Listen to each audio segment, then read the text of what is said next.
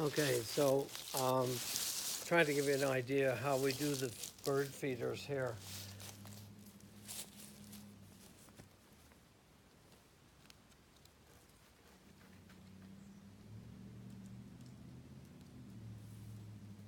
So they're tied up with a line that goes around, goes over the limb to a cable, to a piece of wire that's actually attached to the top feeder.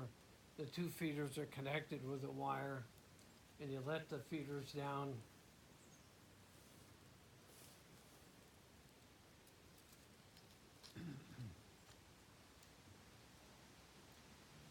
And just tie it up. And you just walk over,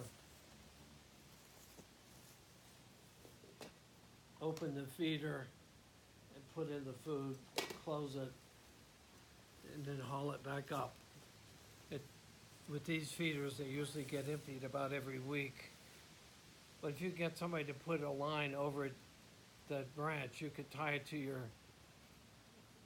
porch. You just need to be sure that the line goes over the branch at least 6 to 8 feet from the tree. Otherwise, a bear could climb the tree and get to it.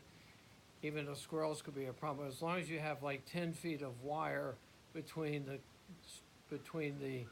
rope, the small diameter rope that's holding it up, and the actual feeder, the squirrels won't get to it because they can't get hold of the wire, and they won't take a chance on falling.